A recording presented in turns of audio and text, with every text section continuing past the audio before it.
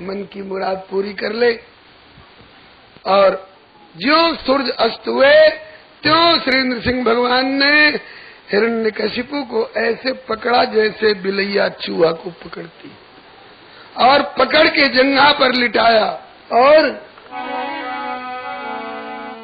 कृपा सिंधु ने भक्त उबारा, कृपा सिंधु ने भक्त उबारा, खेल खिला कर असुर संहारा, खेल खिला कर असुर संहारा, उदर रिपु का निज नख से फार, उदर रिपु का निज नख से फार, आंत का पहिर गले में हार, हाथ का पैर गले में हार, क्रोध का रहा न पारावार। क्रोध का रहा न पारा।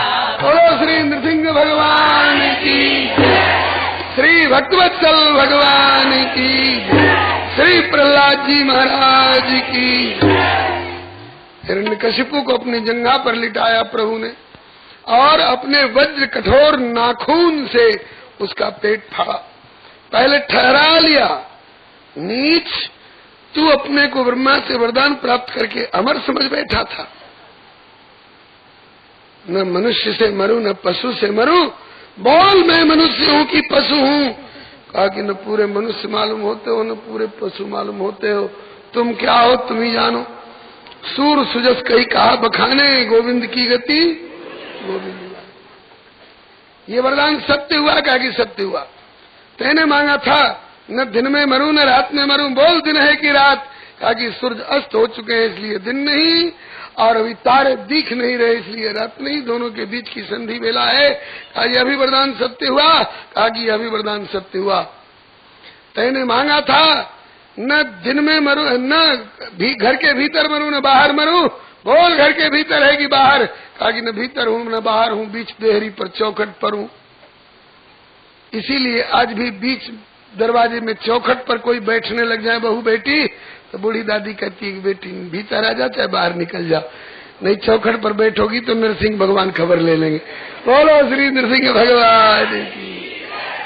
चौखट पर बैठने का दो ही को अधिकार है, या तो दीपक रूपिणी लक्ष्मी या नृसिंह रूप नारायण। राम नाम मणि दीप धरु जी हृदय हरि द्वार, तुलसी भीतर बाहरऊ जो चाहती उजिया। यह भी वरदान सत्य हुआ। कहा यह भी वरदान सत्य हुआ। तेने मांगा था न धरती पर मरूं न आकाश में, बोल धरती पर है कि आकाश में। कहा न धरती पर हूँ न आकाश में हूँ, अर्थिंग छुड़ा दिए हो और अपनी गोदी में ले रखे हो। यह भी वरदान सत्य हुआ। कहा कि यह भी वरदान सत्य हुआ।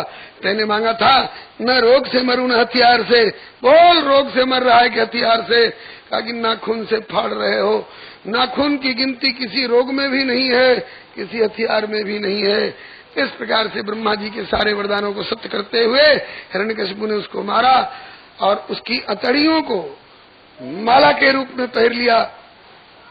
माला के रूप में अतड़ियों को क्यों पहरा? एक तो ये कि सिंह का स्वभाव होता है गल अथावरी में नहीं, प्रहलाद पतिजन समर अंगन विविधन भर खेली। और दूसरा भाव उपनिषद का एक सिद्धांत है, पंच आहुति का सिद्धांत। आप लोग श्री कापिलेयोपाख्यान में भी सुन चुके हैं, जिसको मानव शरीर में आना होता है पहले चंद्रलोक में भेजा जाता है, चंद्रमा की किरणों से वनस्पतियों में आता है अन्न और फल फूल के रूप में, फिर पिता के द्वारा ग्रहण किया जाता है पिता की हथेलियों के माध्यम से होते हुए, और शुक्र के रूप में फिर माता के उदर में प्रविष्ट होता है। तो प्रभु ने सोचा कि इस पंचावती के सिद्धांत के अनुसार मेरा भक्त प्रहलाद भी कभी अपने पिता की हथेलियों से एक दिन गुजरा होगा, तो जिस हथेलियों से मेरा भक्त प्रहलाद एक बार गुजर चुका है उन हथेलियों को फेंकूंगा क्यों, गले का हार बना लिया। श्री प्रहलाद जी ने भी कहा कि प्रभु यदि मुझसे संपृक्त होने के कारण मेरे पिता की हथेलियों का इतना आदर कर रहे हो, तो मैं भी जिसमें से आप प्रकट हुए हैं उस खंभे के एक एक टुकड़े टुकड़े की हम लोग पूजा किया करेंगे। गोस्वामी जी कहते हैं तबते सब पाहन पूजन लागे। आज का मूर्ति पूजा विरोधी व्यक्ति कहता है पत्थर में कहीं भगवान होता है? पत्थर पूजे हरि मिले तो मैं पूजो पहाड़, ऐसे कहते हैं। एक ब्रजवासी से ही सुना था कि सूर घनेरे फिरे पद गावत, पे पद सूर सो स्वाद कहाँ, बहुताल मजीरा बजाती फिरे मीरा मतवारी सी याद कहाँ। सिया राम कथा कितनों ने लिखी, लेकिन तुलसी सरसी मर्याद कहाँ। नरसिंह बसे प्रति खम्भन में, पर काढ़न को प्रहलाद का। आज भी प्रहलाद सरी की भावना हमारी केंद्रित हो जाए, हमारे खंभे से निकलने को प्रभु तैयार बैठे हैं, हमारी भावना का केंद्रीकरण तो। इसके बाद अब प्रभु का क्रोध शांत होना चाहिए, लेकिन शांत नहीं, और बढ़ता गया और बढ़ता गया। शंकर जी ब्रह्मा जी डर रहे हैं कि कहीं प्रलय न हो जाए। कांपत त्रिलोक अवलोक के अपूर्व क्रोध, बोध नहीं आवे ऊर्जतन हजार से। भ्रकुटी कुटिलू रे आतन को हार धरे, नेत्र भय लाल मानो बरसे अंगार से। शंकर विरंच इंद्र वरुण कुबेरे आदि, लक्ष्मी समेत खड़े सोचत लाचार से। असुर संहार पुन प्रभु मने आई, कहा क्रोध प्रगटायो मानो प्रलय के विचार से। विनय किया बहुभांति से, किया कोटि उपचार, किंतु नहीं उतरा तनिक प्रभु का क्रोध अपार। अब तो भय से कांपे थर थर, और सबके मुखड़े पड़ गए श्वेत। भय से कांपे थर थर, सबके मुखड़े पड़ गए श्वेत। बन गए नारायण नरसिंह, भक्त प्रहलाद बचावन हेतु।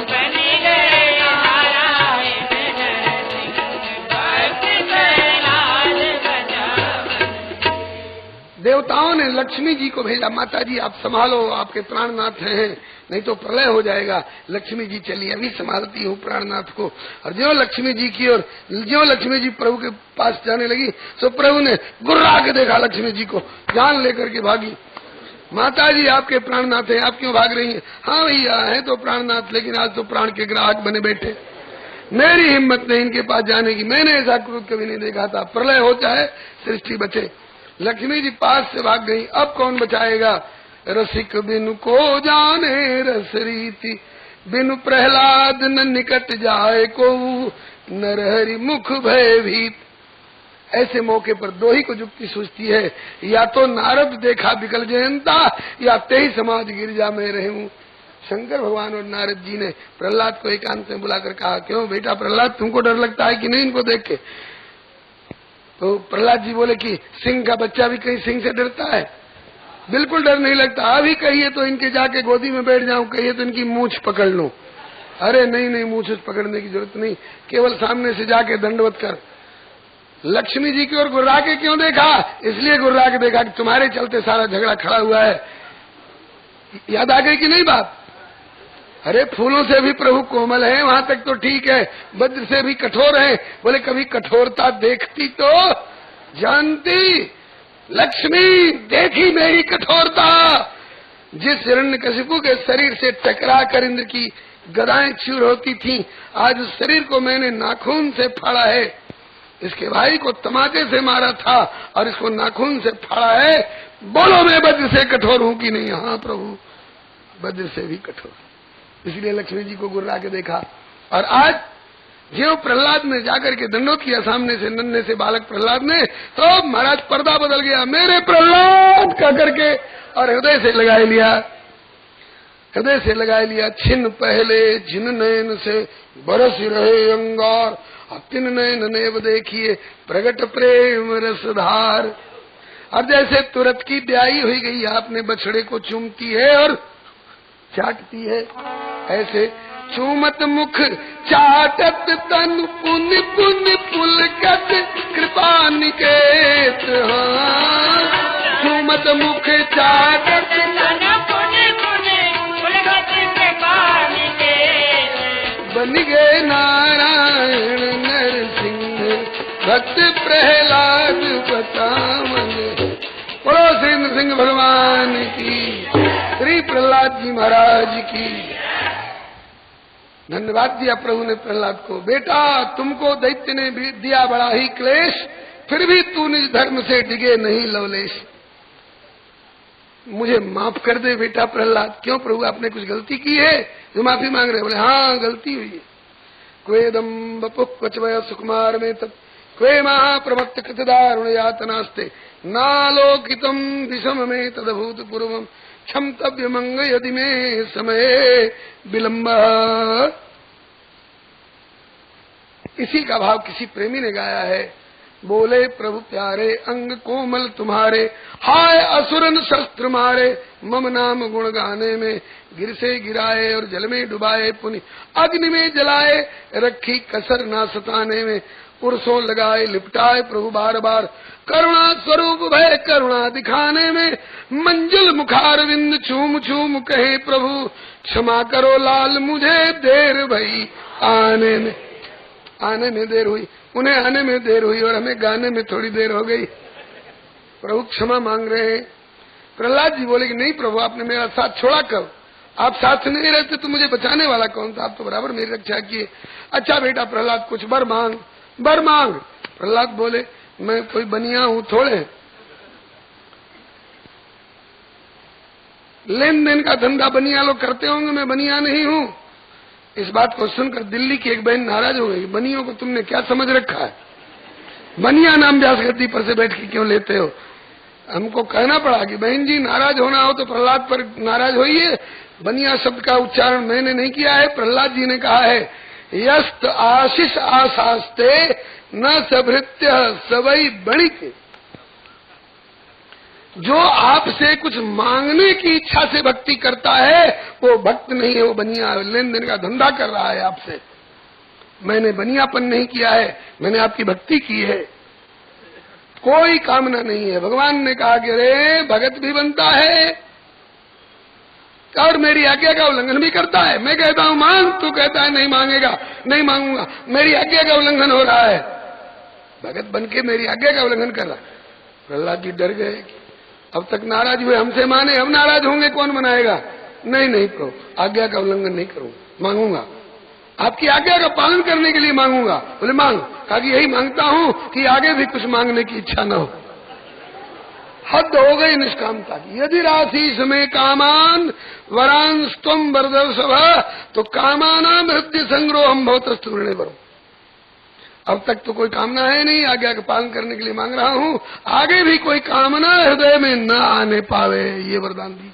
चतुराई लख भक्त की भी से दीन दयाल, यह मांगन मांगन नहीं पुण्य कुछ मांग हो लाल। तब प्रहलाद जी बोले कि अगर इस मांगने से संतोष नहीं तो मांगता हूँ मेरे पिता को दुर्गति न हो, मेरे पिता को सदगति हो। आंखों में आंसू आ गए प्रभु के। पिता हत्यारा प्राण लेने को तैयार और वैसे हत्यारे पिता को भी सदगति दिला रहा है। इसको संत कहते हैं। उमा संत की यह बड़ाई, मंद करत जो करे भलाई। फिर इसके बाद बोले कि और कुछ मांग बेटा, तेरे पिता को तेरे मांगने के बाद गति मिलती तो मुझे संतोष होता कि तुमने मांगा और मैंने दिया। तेरे मांगने से पहले तेरे पिता को गति मिल चुकी है। कैसे प्रभु? उनके तो अच्छे कर्म नहीं थे। कहा कि उनके अच्छे कर्म नहीं थे तो क्या उनको सदगति इसलिए मिली है कि यत् साधो गृह जातो भगवान वही कुल पावना। तेरे जैसा एक व्यक्ति कुल में अगर पैदा हो जाए भक्ति करने वाला तो 21 पीढ़ी का उद्धार होता है। तेरे पिता तो अभी पहली पीढ़ी में। और कुछ मांग। तो प्रहलाद जी बोले कि तो इन प्राणियों को अपने धाम में ले चलिए, इन प्राणियों को अपने धाम में ले चलिए। भगवान बोले कि ऐसी सृष्टि की मर्यादा नहीं है। तो कहा कि तो बात वापस लीजिए। क्या समझते थे बच्चा है लेमन जूस मांग लेगा? कहा कि नहीं मेरी बात वापस नहीं हुआ करती। अब तेरी मांग पूरी करने के लिए मैं तुमको राजगद्दी दे रहा हूँ, राजगद्दी पर बैठ। प्रहलाद जी ने कहा हम क्या मांग रहे हैं, आप क्या दे रहे हैं? हम उड़द का भाव पूछ रहे हैं, आप बिनोला का भाव बता रहे हैं। हम कहते हैं कि इन प्राणियों को धाम में ले चलिए, आप कहते हो राजगद्दी पर बैठो। हमने जो मांगा आपने जो दिया, दोनों में कोई तालमेल है क्या? भगवान बोले कि बेटा बहुत बड़ा तालमेल है। तेरी मांग पूरी करने के लिए ऐसा कर रहा हूँ। न्याय है यथा राजा तथा प्रजा। अब तक तेरा बाप राजा था नास्तिक, तो नास्तिक राजा को पाकर प्रजा में नास्तिकता फैल गई थी। नास्तिकों को मेरा धाम नहीं मिलता है, मेरा धाम भक्तों को मिलता है। तो तेरी बात पूरी करने के लिए तुमको राजगद्दी इसलिए दे रहा हूँ कि भक्तवर तुझसा नर पति पाए, प्रजा में भक्ति रहेगी छाए, तो जीव को धाम सहज मिल जाए। मेरी सृष्टि की मर्यादा भी रह जाएगी, तुझे वरदान भी दे दूंगा और जीवों को सदगति भी मिल जाएगी, आगे भी तेरे नाम पर मिलती रहेगी। प्रहलाद जी की आंखों में आंसू आ गए। प्रभु इनको तो धाम मिल जाएगा, मेरा क्या हाल होगा? उसी राजगद्दी पर, जिस राजगद्दी पर बैठकर मेरे पिता मदान हो रहे थे, उसी राजगद्दी पर मुझे बिठाओगे, मेरा क्या हाल होगा? प्रभु ने कहा कि मैं जानता था, इसीलिए मारा था मैंने तेरे बाप को देहरी पर, और आकर वरदान दे रहा हूं उसी राजगद्दी पर बैठ करके। जब मैं बैठ गया तो ये राजगद्दी मेरी प्रसादी हो गया। मैं अपनी प्रसादी राजगद्दी दे रहा हूं तेरी इच्छा पूरी करने के लिए, जीवों को धाम दिलाने के लिए। बोल, प्रजा के हित की दृष्टि से अपनी प्रसादी राजगद्दी दे रहा हूं, स्वीकार करता है कि इनकार? कैसे इनकार कर देते? प्रभु रुख लखि प्रहलाद तब दीन हो स्वीकृति मौन, जो कुछ प्रभु निश्चय किए उसे मिटावे कौन। राज दे प्रहलाद को प्रभु हो गए अंतर्धान, भक्त भक्ति भगवंत की महिमा बड़ी महान। शिव बिरंच इंद्रादि सुत सुर गावत चरित उदार, भक्त सहित भगवान की सब बोलो जय जयकार। श्री भक्तवत्सल भगवान की, श्री नृसिंह भगवान की, श्री प्रहलाद पति की, श्री प्रहलाद जी महाराज की, श्री कयाधु मैया की, श्री नारद बाबा की, श्री भक्ति महारानी की, श्री सर्वसंत वैष्णव भगवान की। इस समय की कथा यही विश्राम ले रही है। आगे की कथा सुनने के लिए कल सवेरे 8 बजे पधारे, सवेरे 8 से 11 और शाम को 3 से 6। कल की कथा में वर्णाश्रम धर्म की कथा, त्रिपुर दहन की कथा, कल सवेरे गजग्राह की लड़ाई वाली कथा, और कल सवेरे की कथा में ही श्री बलि वामन भगवान का चरित्र प्रसंग आएगा, और शाम की बात कल सवेरे बताई जाएगी। श्री कृष्ण गोविंद हरे मुरारे, हे नाथ नारायण वासुदेव। श्री कृष्ण हे नाथ नारायण वासुदेव। श्री कृष्ण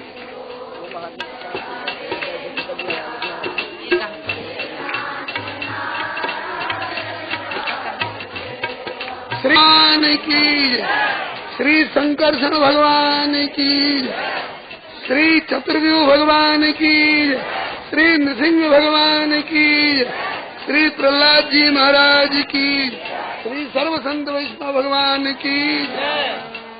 भजो राधे कृष्ण राधे कृष्ण राधे गोविंद,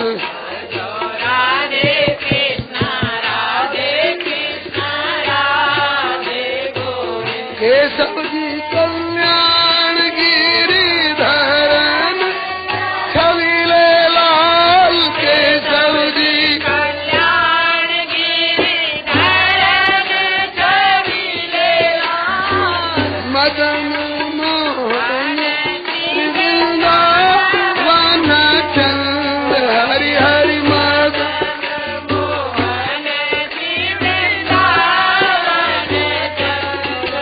भजो राधे कृष्ण राधे, देवकी को छैया बल भद्र जी को हैया लाल, देवकी को छैया बल भद्र को हैया लाल, जाको मुख देखे ते कटाते यम फंद, हरि हरि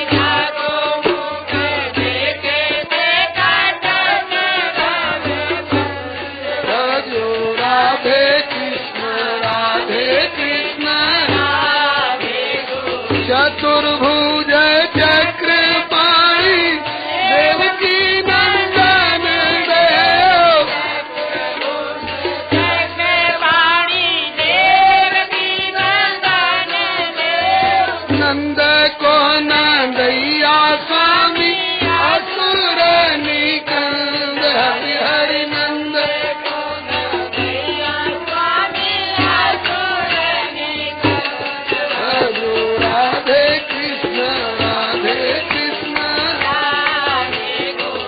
ब्रजपति ब्रजराज सुरन के सारे काज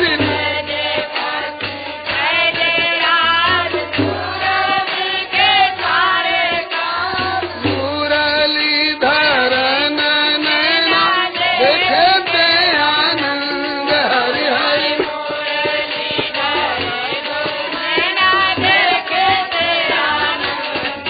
भजो राधे कृष्ण यादवपति यादव राय संतान सदा सहाय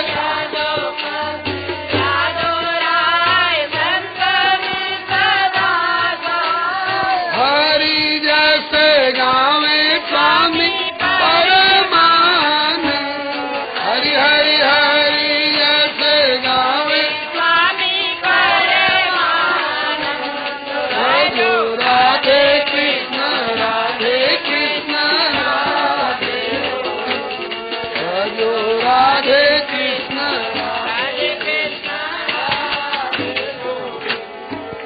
श्री राधा वल्लभ लाल की जय श्री रुक्मिणी वल्लभ लाल की जय। 10 दिवसीय कथा सत्र का आज 7वां दिवस है। श्री प्रभु कृपा से पूर्वाह्न की बैठक में कथा प्रारंभ होने जा रही है।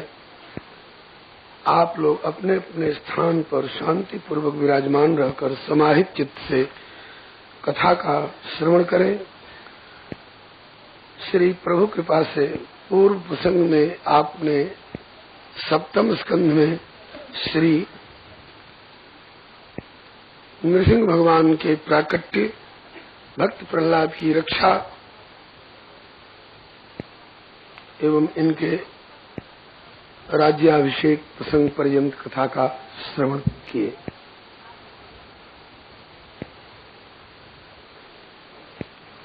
आगे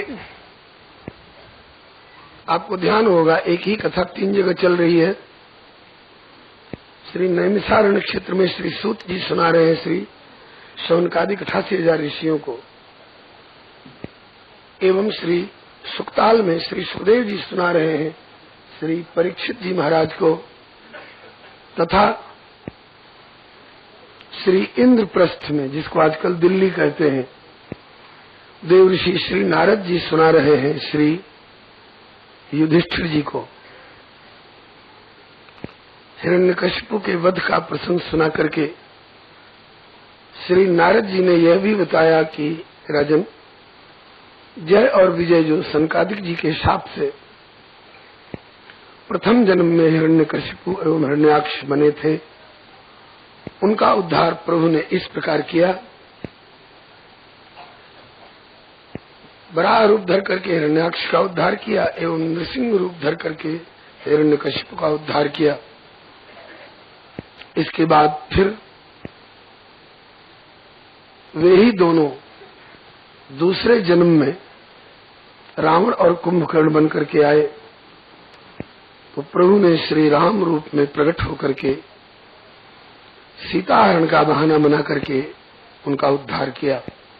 वे ही दोनों अब तीसरे जन्म में शिशुपाल और दंतवक्त्र बन करके आए हैं, जो लगते तो भगवान श्री कृष्ण के फुफेरे भाई हैं, दोनों बुआ के बेटे, एक बुआ से शिशुपाल और एक बुआ से दंतवक्त्र, लेकिन आसुरी भाव में भावित होकर प्रभु से द्वेष रखते रहे। और अब आपके इस राजसूय यज्ञ में जब शिशुपाल ने प्रभु को गाली दी,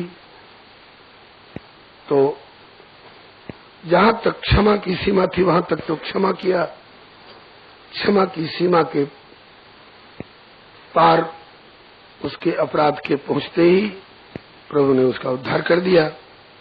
देखने में लगता है कि मारा, लेकिन मारने के बहाने उसको तारा। अब इसका मौसेरा भाई दंतवक्त्र जो पूर्व जन्म का कुंभकर्ण है, वह भी इसके पक्ष से आएगा प्रभु से बदला लेने के लिए, उसका भी उद्धार होगा।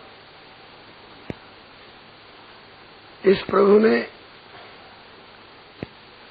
जैसे प्रहलाद जी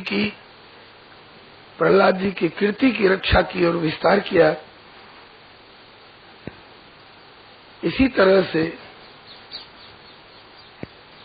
एक बार इस प्रभु ने शंकर भगवान की भी नष्ट होती हुई कीर्ति को सुरक्षित किया और उस कीर्ति का विस्तार किया। हे युधिष्ठिर, आप लोग भी बड़े भाग्यशाली हैं जो वे ही प्रभु आपके यहाँ आपके मामा के बेटे कहला करके और सब प्रकार से आपकी सार संभार करते हैं, महीनों यहाँ निवास करते हैं आपके यहाँ। ये जो प्रहलाद जी का चरित्र सुनाया मैंने, इस प्रहलाद चरित्र के माध्यम से भक्ति, ज्ञान, वैराग्य, आत्मा परमात्मा के स्वरूप संबंध और कर्तव्य की दिशा में समस्त आध्यात्मिक रहस्यों को अशेषतः वर्णन कर दिया, कुछ बाकी नहीं रखा। जो इस प्रसंग को सुनते हैं, गाते हैं, स्मरण करते हैं, वे कर्म बंधन से छूट जाते हैं। इसी प्रभु ने कभी शंकर भगवान की नष्ट होती हुई कीर्ति की रक्षा की और उसका विस्तार किया। कैसे भगवान? बोले देवताओं में और असुरों में संघर्ष चलता ही रहता है। प्राय एक बार देवता लोग विजयी हो गए थे, असुर लोग पराजित होकर मय नाम के दानव, जो बड़ा भारी मायावियों का परम गुरु है, उसकी शरण में गए और कहा कि हम लोग इस समय देवताओं से हार गए हैं, लेकिन हमें विश्वास है कि आप यदि हमारी मदद कर दें तो हम लोग विजयी हो जाएंगे।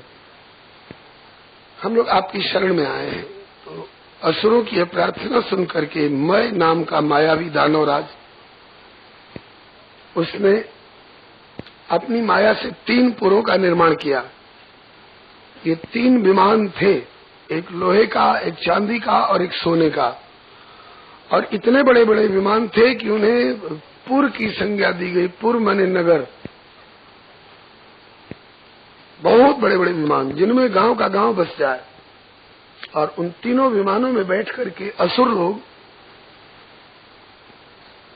आक्रमण करके देवताओं को, ब्राह्मणों को, संतों को, गौओं को, यज्ञ को सताने लग गए। इन सबों ने मिलकर के भगवान शंकर से प्रार्थना की, देवाधिदेव, हे महादेव बाबा हमारी रक्षा करो। महादेव बाबा ने अपने दिव्य धनुष पर दिव्य बाण का संधान करके उन असुरों को नष्ट कर दिया, जो उन तीनों पुरों में घूम घूम करके और औरों को सता रहे थे।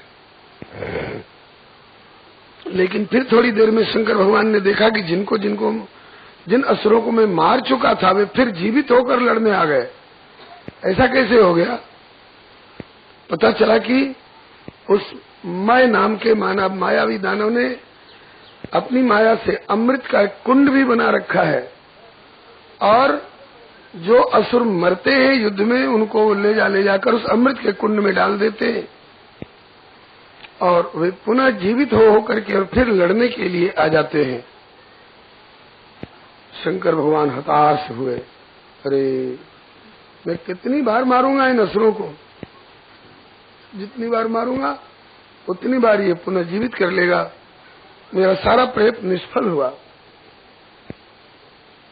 श्री हरे नमः। मेरा सारा प्रयास निष्फल हुआ। तब भगवान शंकर ने अपने प्रभु नारायण को पुकारा, हे प्रभु आप हमारा सहयोग करें। तब भगवान विष्णु गौ बन करके आए और ब्रह्मा जी को बछड़ा बना लिया। दोनों उस अमृत के कुंड के पास गए। वत्स आसित तदा ब्रह्मा स्वयं विष्णु गौ प्रविश्य त्रिपुरम काले रसकूपामृतम पपो। उस त्रिपुर में प्रवेश करके और उस कुंड के पास जाकर के और उस कुंड के अमृत को सोखने लग गए, उस अमृत को पीने लग गए। ते असुराय पश्यन्त्यो न न्यसेधन विमोहिताः। उस कुंड का पहरा देने वाले असुर लोग देख रहे थे, लेकिन भगवान की माया से ऐसे मोहित हुए उस गाय और बछड़ा पर ऐसे मुग्ध हुए कि हाँकना भूल गए, भगाना भूल गए। सोचने लग गए कि अरे एक गाय और एक बछड़ा ही तो है, कितना पिएंगे, बहुत पिएंगे, 2-4-10 घड़ा पिएंगे, तो कुंड भरा हुआ है, क्या बिगड़ता है, पी लेने दो। उन बेचारों को पता नहीं था कि मामूली गाय और बछड़ा नहीं है, ये चाहे तो अपने उदर में अनंत अनंत ब्रह्मांडों को सोख ले और फिर भी इनका पेट न भरे। ब्रह्मा और विष्णु ने बछड़ा और गौ के रूप में उस कुंड का सारा अमृत पी लिया। पी ही नहीं लिया, चाट पोंछ करके सुखा दिया एकदम, जैसे आप लोग किसी पक्के फर्श वाले घर को धो करके और पोछा लगा करके और पंखा चला देते हैं कि जल्दी सूख जाएगा। शंकर ने सन्नद्धोर्थमास्थाय शरम धन रूपाद्य शरम धनुष संधाय मूर्ते रीतिश्वर दातेन दुर्भेद्याहरो त्रिपुरो नृपः दातेन दुर्भेद्याहरो त्रिपुरो नृप। हे राजन, अपने दिव्य रथ पर सवार होकर के भगवान शंकर ने अपने दिव्य धनुष के ऊपर दिव्य बाण का संधान करके और छोड़ा, और उनसे तीनों पुर समेत उन पुरों में रहने वाले सारे असुर दग्ध हो गए। देवताओं ने फूलों की वर्षा करी, जय जयकार करी। श्री शंकर भगवान की जय, श्री भक्तवत्सल भगवान की जय। इन 3 पुरों को नष्ट करने के कारण ही उसी दिन से शंकर भगवान का एक नाम पड़ गया, श्री त्रिपुरारी भगवान। त्रिपुरारी भगवान, भगवान के त्रिपुरारी, शिव जी के त्रिपुरारी कहलाने की कथा ये है। इस प्रकार से भगवान के अनंत चरित्र हैं, इनको सुनकर गा करके प्राणी भगवत कृपा को प्राप्त करता है।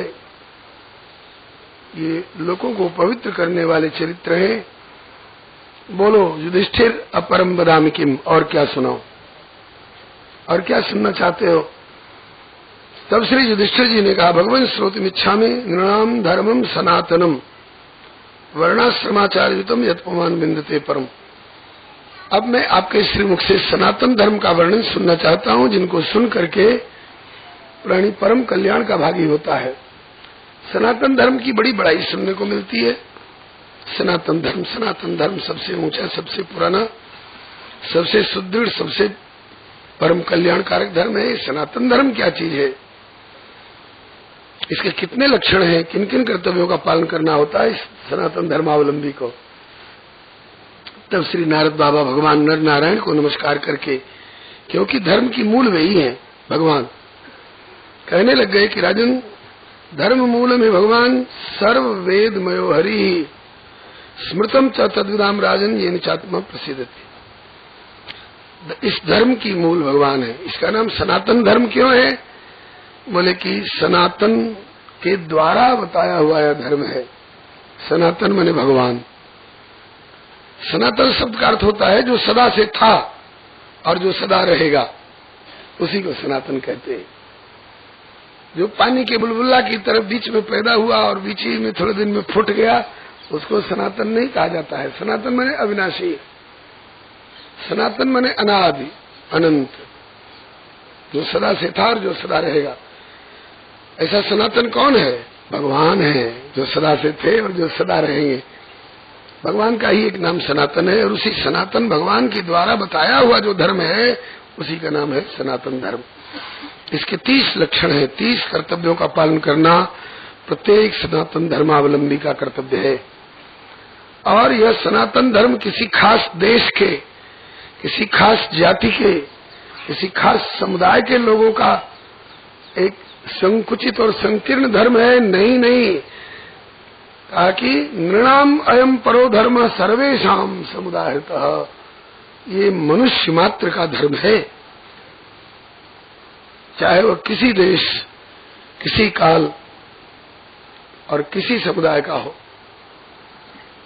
इसके 30 कर्तव्य जो हैं उनका वर्णन करते हैं। सत्यम दया तप शौचम तितिक्ष शिक्षा समोदमा अहिंसा ब्रह्मचर्यम च तपस्वाध्याय त्याग स्वाध्याय आर्जवम संतोष समदृक् सेवा ग्राम्य हो प्रमशनई नृणाम विपर्जय इच्छा मौन आत्म विमर्शनम अन्नाद्यादे संविभागो भूते यथारत तेषु आत्मदेवता बुद्धि सूत्राम निष्पांडव श्रवणम कृतम चास्य स्मरणम महताम गते है। नृणाम सेवज्यावन त्रिदासम सख्यमात्म समर्पणम नृणाम अयम परो धर्म सर्वेशाम समुदार्थ लक्षणवान राजन सर्वात्मा ये न तुष्यति। ये 30 कर्तव्य बताए। सत्यम, सत्य का व्यवहार सबको रखना चाहिए। सत्य 2 अर्थों में, एक तो व्यावहारिक सत्य, शंख उजला है तो उसको शंख ही कहिए और उजला ही कहिए, बहुमत बटोर कर काला साबित करने की कोशिश मत करिए। ये व्यावहारिक सत्य है। पारमार्थिक सत्य भगवान है, भगवान से संपृक्त रहिए। दया सबके हृदय में होनी चाहिए, दूसरों को दुखी देखकर उनका दुख दूर करने की प्रक्रिया दया। तप, कायिक वाचिक मानसिक तप अपने अपने अधिकार के अनुसार सबको करना चाहिए। तप मने धर्म के नाम पर, परमात्मा के नाम पर अपने प्राप्त भोगों का अपनी इच्छा से परित्याग कर कर कष्ट सहना। जैसे आज एकादशी है, सबके घर में भरपूर भंडार भरा हुआ है, लेकिन कहेंगे कि आज हमने अन्न का परित्याग कर दिया। एक प्रकार का तप हो गया। घर में गद्दा है, तकिया है, पलंग है, सौर है, मच्छरदानी है, सब कुछ है, लेकिन जाड़े के दिनों में, कार्तिक के महीने में, सूर्य षष्ठी के दिन माताएं नदी में खड़ी होकर के तप करती हैं। कहा घर में गद्दा, सौर, तकिया, मच्छरदानी सब कुछ है, ये जाड़े की रात में पानी में क्यों खड़ी हो? कहा कि तप कर रही। कब निकलोगी? कहा कि सवेरे सूरज का उदय हो जाएगा तब अर्घ्य दे करके निकलोगी। अंतर यही है कि ये माताएं तप करती है इसलिए कि हमारा बेटा सुखी रहे, और भक्त लोग तप करते हैं कि हमारे प्रभु प्रसन्न रहे। तपः शौचम, बाहरी भीतरी दोनों तरह से पवित्र रहना चाहिए। बाहरी पवित्रता शौच, स्नान इत्यादि क्रियाओं से, जल, मिट्टी इत्यादि के प्रयोग से, और भीतरी पवित्रता प्रभु के स्मरण इत्यादि दिव्य गुणों से। तितिक्षा, सहनशीलता सब में होनी चाहिए। कम खाओ और गम खाओ। कम खाओगे तो हकीम के पास नहीं जाना पड़ेगा, बीमार नहीं पड़ोगे, और गम खाओगे तो हाकिम के पास नहीं जाना पड़ेगा, झंझट से बचे रहोगे। शम, मन को कुमार्ग में जाने से रोको। दम, इंद्रियों को विषयों की ओर दौड़ने से रोको। अहिंसा, किसी को कठोर मत बोलो, किसी पर प्रहार मत करो, यहाँ तक कि मन से भी किसी का सत्यानाश मत सोचो। ब्रह्मचर्य अर्थात अपने शरीर की बिंदु शक्ति की भी रक्षा करो, और ब्रह्म जो परमात्मा तत्व है इसमें मन से विचरण करते रहो। ब्रह्मचर्य का पालन करना। त्याग, आपको आपकी जरूरत से ज्यादा प्रभु ने दे रखा है। आपका अगर 1 लाख में काम चल सकता हो और आपको प्रभु ने 10 करोड़ दिया हो, तो 1 लाख के अतिरिक्त जो आपको मिला है, समझिए कि ये कहीं अच्छे काम में लगाने के लिए मिला है, उसको लगाइए। और लगाने के बाद उसका अहंकार मत करना। हाँ, एक सेठानी के मन में आई कि एक मुट्ठी से 1 लाख रुपया दान करें। बच्चों से कहा, बच्चे आज्ञाकारी थे, संपत्ति काफी थी, ठीक है माता जी कर दो दान। 1 लाख की थैली एक मुट्ठी से संकल्प करके ब्राह्मण को देते हुए बोली, लो पंडित जी, आज तक आपको 1 लाख रुपया एक मुट्ठी से दान करने वाला जजमान नहीं मिला होगा। अभिमान हो गया। तो पंडित जी भी थैली उनके आगे डाल करके बोले कि माता जी, मुझको 1 लाख की थैली दान करने वाला जजमान नहीं मिला होगा, तो अभिमान पूर्वक दिए हुए 1 लाख की थैली पर ठोकर मारकर चल देने वाला त्यागी ब्राह्मण भी आपको नहीं मिला होगा। तुम्हारे अभिमान का प्रभाव मेरे ऊपर भी पड़ेगा अगर तेरा ये पैसा मैं स्वीकार करूं। दीनता पूर्वक। और स्वाध्याय, आपके कर्तव्य कर्मों का निर्देश करने वाले, ज्ञान कराने वाले जो आर्ष ग्रंथ हैं, वेद है, पुराण है, इतिहास है, स्मृति है, संहिता है, संदर्भ है, इन सब ग्रंथों का अपने अपने अधिकार के अनुसार इनका अवलोकन, अध्ययन, मनन करते रहिए। जासूसी उपन्यास जितनी देर पढ़ते हो, ताश जितनी देर खेलते हो, उतनी देर में अगर तुम रामायण, गीता, महाभारत इत्यादि, भक्तमाल इत्यादि ग्रंथ पढ़ोगे तो उतनी देर में तुमको बहुत कुछ अपने कर्तव्य का बोध होगा, बुराइयों से बचने का और अच्छाइयों को संग्रह करने का अवसर मिलेगा। इन ग्रंथों का अध्ययन करते रहो, अवलोकन करते रहो। शास्त्र सुचिंतित, अगर पढ़ भी लिया है आपने पूरा अद्योपांत एक बार, तो भी बार बार देखिए। शास्त्र सुचिंतित पुनि पुनि देखिए, भूप सुसेवित बस नहीं लेखी। इसको स्वाध्याय कहते हैं। आर्जवम मने रिजता, सरल जीवन रखिए। ऐसा नहीं जिसके यहाँ जाए, जिसके यहाँ गए तो टेढ़ी खीर बन गए, यह लाओ वह लाओ, ऐसे नहीं ऐसे और ऐसे नहीं ऐसे। लोग कहेंगे कि भैया ये अतिथि आए कि कोई बलाए आ गई, आफत आ गई। एकदम सरल जीवन, जिससे कि किसी को परेशानी न हो, संतोष। जो कुछ मिल जाए देव जोग से उससे काम चलाना सीखिए।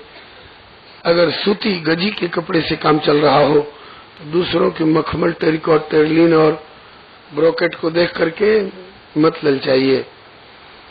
अगर काठ की 5 रुपए की खड़ाओं से आपका गुजारा हो रहा है तो 700 रुपया के फ्लेक्स जूता के लिए, काफ लेदर के लिए मत बेचैन होइए। यदि नमक रोटी से गुजारा हो रहा है तो दूसरों के 25 तरह के अचार, चटनी और रबड़ी मलाई को देख करके मत ललचाइए। रूखा सूखा खाई के ठंडा पानी पीव, देख बिरानी चूपड़ी मत ललचावे जीव। इसको संतोष की वृत्ति कहते हैं। समदृक, अपने पराये का भेद रख करके, ये नहीं कि ये मेरा बेटा है इसलिए इसको बड़ा और मोटा गन्ना दे दें, और ये मेरे छोटे भाई का बेटा है इसलिए इसको छोटा और पतला वाला दे दे। समदर्शी होइए, आप सबके हृदय को जीत लीजिएगा। ग्राम्य हो परमश नहीं। हाँ, सेवा, तन से सेवा, मन से सेवा, वचन से सेवा, धन से सेवा।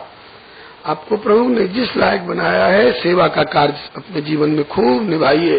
सेवा से भगवान को जितनी प्रसन्नता होती है उतना और किसी भी तरह से प्रसन्नता नहीं होती है। हनुमान जी ने सेवा के द्वारा ही प्रभु को अपने वश में कर लिया है। सुन सुत तो ही उरण में नाही, करी विचार देखियो मन माही। सुन कपि तो ही समान उपकारी, नहीं को सुर नर मुनि तनधारी। सबके प्रिय सेवक यह नीति, किंतु भगवान कहते मोरे अधिक दास पर प्रीति। सेवा में वृत्ति आपकी रहेगी तो आप प्रभु की प्राप्ति बहुत जल्दी करेंगे। प्रभु आपको अपना प्यार देंगे। कृपा तो बहुतों को दे देते हैं, लेकिन प्यार किसी किसी को मिलता है। सेवा की भावना बनी रहेगी तो आप प्रभु का प्यार, स्नेह प्राप्त करेंगे। ग्राम्य हो परमश नहीं। दुनियादारी की इच्छाओं से धीरे धीरे किनारे होते जाओ। पहले तो इनको बढ़ाया, घर हो जाए, जगह जमीन काफी हो जाए, घर भी 5 मंजिला हो जाए, उसमें भी संगमरमर लग जाए, और वेपर लैंप हो, और रेडियोग्राम हो, और झाड़ फानूस हो, और ऐसा सोफा सेट हो, फ्रिज हो, कूलर हो, हीटर हो। तो कहते हैं कि इस तरह से दुनियादारी की इच्छाओं को बढ़ाया। अब जहां तक बने जीवन के अंतिम भाग में इनसे अपने को किनारे करते चलो। ग्राम्य इहाओं से धीरे धीरे उपराम हो। ग्राम्य हो परमश नहीं। इसके बाद नृणाम्य परिजेक्षा। हम जो कुछ कमा रहे हैं अथवा जिन जिन से नाता जोड़ करके ममता और आसक्ति कर रहे हैं, ये सब एक दिन नष्ट होने वाले हैं, और नष्ट होने वाले से ममता करेंगे तो एक न एक दिन रोना पड़ेगा। कि नश्वरों के प्रति ज्यादा अपनापन जोड़ने की कोई जरूरत नहीं है। श्री हरे नमः। शौचालय से कितनी देर तक मतलब रखना चाहिए? कहीं 5 मिनट, 7 मिनट, 10 मिनट। उनसे बहुत ज्यादा चिपक करके रहना ठीक नहीं है। मौनम, कम बोलिए, बोलिए नहीं, बोलिए तो कम बोलिए, जो जरूरी हो वही बोलिए, और वही सत्य बोलिए और प्रिय बोलिए। किसी का नुकसान करने वाला मत बोलिए, किसी को रुला देने वाला मत बोलिए। वाणी तो अनमोल है, जो कोई जाने बोल, ये तराजू तोल के तब मुखबार खोल। तुलसी मीठे बचन से सुख उपजत चहुओर, वशीकरण ये मंत्र है कि तज दो वचन कठोर। किसी ने कहा है इंसान को चाहिए नहीं सख्ती जुबान में, वाणी में कठोरता नहीं होनी चाहिए। ऐसा कैसे निर्णय कर लिया? बोले इस सबब खुदा ने नदी हड्डी जुबान में, उंगली में हड्डी है, कोहनी में हड्डी है, खोपड़ी में हड्डी है, लेकिन जीभ में इतनी भी हड्डी नहीं है। प्रभु ने जीभ को कोमल बनाया, तो तुम बोलने में अपनी तरफ से कठोर बनाकर क्यों प्रयोग करते हो? आत्मविमर्शनम, आत्मविमर्शनम का दो भाव है। आत्म विचार, पहले तो ये विचार करो कि मैं शरीर नहीं हूं, मैं आत्मा हूं। मैं कुर्ता नहीं हूं, मैं धोती नहीं हूं, मैं शरीर नहीं हूं, मैं आत्मा हूं। एक तो आत्म विमर्शनम का एक भाव ये। दूसरा भाव ये, आज सवेरे जब से जगे तब से और जब तक रात को सोए नहीं तब तक आज दिन भर में मेरे द्वारा कोई गलत काम तो नहीं हो गया, मेरे चलते किसी का कुछ नुकसान तो नहीं हो गया। अगर ऐसा हो गया है तो हमने गलत किया है और उसके लिए अफसोस करें, रोएं और अब से ऐसी गलती नहीं करेंगे, ऐसा संकल्प करें। और अपने समझ में नहीं आवे तो आत्मविमर्शनम के लिए महत्पुरुषों के निकट जाकर के और उनसे सुने समझे। अन्नाद्यादि संविभागो भूतेभ्यश्च यथारहतः। आपने जो कुछ कमाया, चाहे 1000 मन का गल्ला कमाया, चाहे 10,000 का वेतन कमाया, समग्र पर अपना ही अधिकार मत समझिए।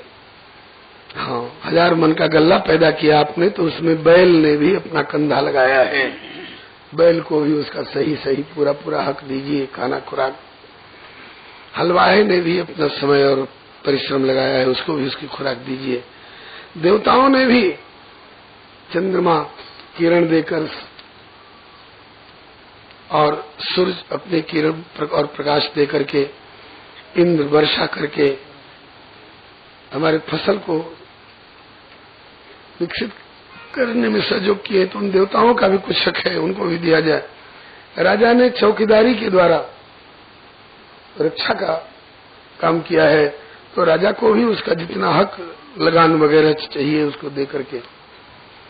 जिस माता ने 10 महीने गर्भ में ढोए थे मुझे और अपनी छाती का दूध उड़ेल करके मेरा पालन पोषण किया था, उस माता का भी कुछ मेरी कमाई में हक है। जिस पिताजी ने अपनी एड़ी चोटी का पसीना एक करके जीवन में जो कुछ कमाया वो मेरे नाम से वसीयत कर दिया, जिन्होंने शरीर में अपना शरीर का अंश दिया है, उस पिताजी का भी उसमें कुछ हक है। हम कहीं गए थे भूखे प्यासे, किसी के दरवाजे पर अचानक पहुंच गए, उनने मुझे खिलाया था पिलाया था अतिथि समझ करके, तो हमारे यहाँ भी कोई अतिथि रूप में आवे तो उसका भी सत्कार करना हमारा कर्तव्य है। इस प्रकार से, और जिनको हम दे रहे हैं, जिनका हम सत्कार कर रहे हैं, उनको दीन और दरिद्र समझ करके न दे। तेषु आत्मदेवता बुद्धि, उनमें आत्मबुद्धि, आत्मीय बुद्धि, ये भी हमारे अपने ही हैं और आत्मा है। आत्मा नहीं, आत्माओं की भी आत्मा हो सकता है, परमात्मा इस रूप में आए हो मुझसे मेरी सेवा स्वीकार करके मुझे कृतार्थ करने के लिए, इस भाव से दीजिए। ये तो औरों के प्रति व्यवहार की बातें रही। और अब जिस परमात्मा ने हमको मानव शरीर दिया, सूर्य चंद्र की किरणें दी, श्वास लेने के लिए प्राण संजीवनी वायु ऑक्सीजन दिया, पीने के लिए पानी दिया, रहने बैठने सोने के लिए सपाट धरती दी, खाने के लिए अन्न दिया, बीमार पड़े तो उसके लिए चिरायता इत्यादि ये औषधि प्रकट करके हमारा कल्याण कर रखा है। उस प्रभु के प्रति भी हमारा कुछ कर्तव्य होता है। ये बिजली कंपनी थोड़ा प्रकाश देती है, हवा देती है, तो उसको हम बिल पेमेंट करते हैं। अब परमात्मा इतना कुछ दे रहा है तो उसके प्रति हमारा कुछ भी कर्तव्य नहीं है। तेरी मेहरबानी का है बोझ इतना कि उसको उठाने के काबिल नहीं हूँ। मैं आ तो गया हूँ मगर जानता हूँ कि तेरे दर पे आने के काबिल नहीं। प्रभु के नाम और गुणों का श्रवण कीजिए और उन्हीं का कीर्तन करिए वाणी से। इससे कान धन्य होंगे, जिह्वा धन्य होगी। भगवान की सेवा पूजा अपने हाथों से करिए। भगवान के प्रति दास, सख्य, आत्मनिवेदन इत्यादि का भाव निभाइए। इसको नवधा भक्ति कहते हैं। ये सब सनातन धर्म के अंतर्गत आता है। जो इन धर्मों का पालन करता है वो तो सनातन धर्मावलंबी है, और जो इन धर्मों का पालन नहीं करता है वह किसी कौम का हो, किसी देश का हो, वह धर्म विरोधी आसुरी प्रवृत्ति का है। अब इस सनातन धर्म के अंतर्गत सारे समाज को 4 भागों में बांटा गया है। ब्राह्मण, क्षत्रिय, वैश्य, शूद्र। ये जन्म, कर्म, गुण का विचार करके परमात्मा ने ही यह विभाग किया है, विभाजन किया है। आजकल सुना है कि वर्णाश्रम की चर्चा करो तो अपराध माना जाता है। लोग इसको मटिया मेट करने पर तुले हुए हैं। लेकिन बंधुओं, भगवान का कोई भी किया हुआ विधान निरर्थक नहीं होता है। किसी में फूट और दरार पैदा करने के लिए नहीं किया जाता है। आपको अपने घर में भी वर्गीकरण करना पड़ता है। माताओं के जिम्मे रसोई पानी का काम, भाई लोगों के जिम्मे कुछ खेती करो, नौकरी करो, व्यापार करो, कमा के कुछ लाओ, तब न रोजी रोटी धर्मकांड चलेगा। समाज के लोगों को ये 4 भागों में बांटा गया, इसलिए कि एक ही व्यक्ति चाहे कि हम पढ़ लें, पढ़ा लें, खेती कर लें, नौकरी कर लें, व्यापार कर लें, टेबल भी संभाल लें, हल भी संभाल लें, हम ही सरसों बो लें, हम ही सरसों पेर लें, हम ही कपास की बुनाई कर लें, उसमें कपास की ओटाई कर लें, कपास की कटाई कर लें, बुनाई कर लें, कटाई कर लें, सिलाई कर लें, धुलाई कर लें, रंगाई कर लें। सब काम एक ही व्यक्ति कर ही नहीं सकता है। एक करने लगेगा दूसरा काम छूटेगा। इसलिए समाज का वर्गीकरण करके और अलग अलग सेवा बांट दी गई है। ब्राह्मण विद्या पढ़े, विद्या पढ़ावे, दान ले, दान दे, यज्ञ करे, यज्ञ करावे। क्षत्रिय तेज, ओज, पराक्रम, शौर्य, वीर्य के द्वारा प्रजा की रक्षा करे, प्रजा से कर लेकर प्रजा से लिए हुए कर को फिर प्रजा की भलाई में लगावे। जैसे सूर्य नारायण पृथ्वी से कर लेते हैं, जल खींचते हैं ऊपर और बादल के रूप में परिणत करके फिर पृथ्वी को ही तर कर देते हैं। ऐसे ही अब पृथ्वी से जब कर लेते हैं सूर्य नारायण तो पता नहीं चलता है कितना पानी खींचा, कितना लिया, और जब देने लगते हैं तो लगता है कि ओ वर्षा हो रही है। बरसत हर्षत लोग सब, करसत लखे न कोय, तुलसी भूपति भानु सम और प्रजा भूमि सम होय। वैश्य खेती से, गोरक्षा से, वाणिज्य व्यापार से उचित रीति से अधिक धन का संग्रह करे, उपार्जन करे, कमाई करे और अपनी जरूरत से ज्यादा जो प्रभु दे दे तो उससे कहीं धर्मशाला बना दे, कहीं अनाथालय, कहीं विद्यालय, कहीं औषधालय। किसी गरीब की बेटी का ब्याह रुका हुआ हो पैसे के आधार अभाव में, चलो भैया जो खर्च लगेगा हम देंगे, करो बेटी का ब्याह। कोई गरीब होनहार चरित्रवान बच्चा पैसे के अभाव में नहीं पढ़ पा रहा हो, चल भैया जहां तक पढ़ना हो पढ़, हम जो खर्च लगेगा दे देंगे। इस प्रकार से ये वैश्य का कर्तव्य है। शूद्र इन तीनों वर्णों की शारीरिक सेवा करके इन तीनों वर्णों का स्नेह प्राप्त करे। हम बाहरी वर्ण व्यवस्था को मिटा भी दें तो हमारे शरीर में वर्ण व्यवस्था है, इसको कैसे कोई मिटा देगा। ये गर्दन से ऊपर का भाग जो है ब्राह्मण भाग है, ज्ञान अर्जन करना और सारे शरीर को रास्ता दिखाना। भुजा जो है क्षत्रिय भाग है, शरीर के किसी अंग पर चोट आवे लाठी और तलवार की तो हाथ ही आगे बढ़ करके अपने ऊपर झेलेगा, शरीर के किसी अंग पर चोट नहीं आने देगा। ये क्षत्रिय का धर्म है। वैश्य गर्दन से नीचे और घुटने से ऊपर का ये भाग जो है ये वैश्य भाग है। दाल, रोटी, पानी, दूध, फल सब इसमें संग्रह करता है और उसका रस ऐसी जगह पर पहुंचा देता है कि हृदय भाग से पल्पिटेशन की प्रक्रिया से शरीर के अंग अंग को उसकी कमाई का वो जो रस भाग है रक्त के रूप में सबको ताकत देता है, पूरे समाज को, पूरे शरीर को। घुटने से नीचे वाला भाग जो है ये शुद्र भाग है, ऊपर के तीनों भागों को धोता है, इनका भार अपने ऊपर रखता है। इसका मतलब ये नहीं कि सबसे नीचे है इसलिए सबसे गया गुजरा हो गया, नहीं। पूजा होगी तो चरण की होगी, चाहे किसी का चरण हो। क्यों? चरण पर विष्णु भगवान ने अपना अधिष्ठान बनाया है, चरण पर विष्णु भगवान का निवास रहता है। सबके चरण पर, मनुष्य की कौन कहे, गधा के चरण पर भी विष्णु भगवान का निवास होता है। तो किसी के चरण में प्रणाम करेंगे तो विष्णु भगवान को प्रणाम होगा। विष्णु भगवान ने इतना नीचे अपना स्थान क्यों बनाया? जो जितना महान होता है उतना ही झुक करके रहता है। तराजू के दो पल्ले, एक ऊपर टंगा हुआ है और एक नीचे है, बताइए ज्यादा वजनदार कौन माना जाएगा, ऊपर वाला कि नीचे वाला? नीचे वाला। तो श्री कबीर जी कहते हैं कि कबीर नवे सो आपको, पर को नवे न को, घाल तराजू तौलिए जो नवे सो भारी हो। भगवान ने चरण पर अपना अधिष्ठान क्यों बनाया? इसलिए कि ये चरण सबकी सेवा करता है, सबको ढोता है।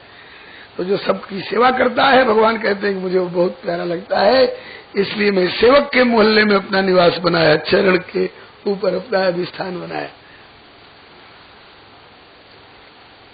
ब्राह्मणों का समाज इकट्ठा होगा, उसमें सबसे श्रेष्ठ कौन माना जाएगा? जो बहुत देखने में सुंदर हो, जो बहुत बड़ा पहलवान हो, कि बहुत बड़ा संपत्तिशाली हो। बोले ना, ब्राह्मण की प्रतिष्ठा उसके ज्ञान से, क्षत्रिय की प्रतिष्ठा उसके पराक्रम से और प्रजापालन और सुंदर नीति से, वैश्य की प्रतिष्ठा उसकी संपत्ति से और संपत्ति का सदुपयोग से, और शूद्र की प्रतिष्ठा उसकी अधिक आयु से और अधिक आयु में जिनने तीनों वर्णों का स्नेह प्राप्त किया हो। माताओं के कर्तव्य का निरूपण किया गया है। घर की लक्ष्मी कहलाती हैं, इन्हें चाहिए अपने प्रेम पूर्ण व्यवहार से घर को साफ सुथरा रखें और प्रेम पूर्ण व्यवहार से घर को वैकुंठ बना के रखें। आपस में कलह कलेश नहीं, प्रेम भाव, जिससे आने वालों को लगे कि यहाँ घर में क्या है, साहब लगता है वैकुंठ में आ गए। घर हो तो ऐसा हो। श्री हरे नमः। माताओं के कर्तव्य का निरूपण करते हुए एक सोहर बाबा नाम के ब्रह्मचारी जी हैं मिर्जापुर जिला में, इन्हीं श्लोकों का भाव एक गीत में गाते हुए कहते हैं, घर ही में मंदिर बनैबे अनत कहूँ भटके न जइबे।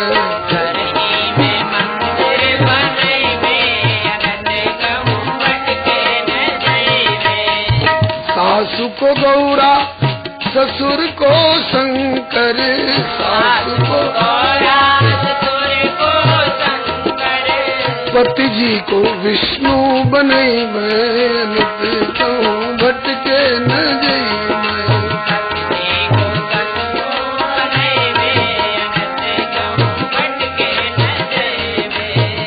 ये शास्त्रीय सिद्धांत है। सास ससुर गुरु सेवा करे हो, पति रुख लख आयस अनुसर हो। पति नारायण स्वरूप है, नंदी को दुर्गा, जेठानी को तुलसा, नंदी को दुर्गा, जेठानी को तुलसा, देवरानी को देवी बनी गई, भटके नहीं।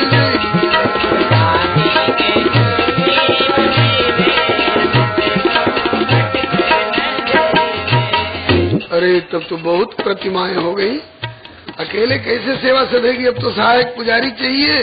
बोले सहायक पुजारी भी प्रभु ने दिया है। लक्ष्मण सरीखा पवित्र भाव का देवर, जो भाभी का कुंडल नहीं पहचानता, तो भाभी की कलाई तक निगाह नहीं उठाया, कंगन नहीं पहचान, नूपुरा में बजाना में, ऐसे देवरा को पावन पुजारी बनई,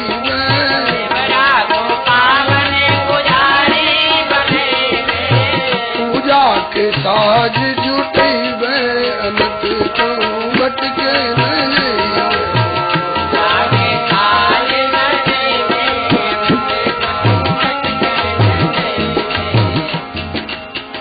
प्रेम सुमन मन माली से लेके प्रेम मन मन वाली से लेके नेम की डलिया सदैव रत कहूँ भटके न जइबे। प्रेम की गलिया सदैवे, कहूँ भटके न जइबे। मीठी मीठी वाणी की घंटी बजैबे। मीठी मीठी वाणी की घंटी बजैबे, और ज्ञान के दीपक जलैबे। कहूँ भटके न जइबे। ज्ञान के दीपक जलैबे, कहूँ भटके न जइबे।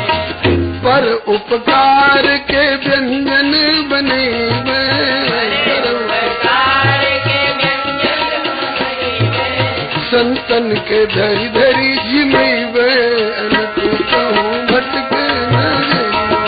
संतन के घर घर जिमैबे, कहूँ भटके न जइबे। राम कृष्ण को बालक बनेबे। राम कृष्ण को बालक बनैबे, रमैया कन्हैया को बालक बनेबे। रमैया कन्हैया को बालक बनैबे, गोदिया में हरि के खिलैबे।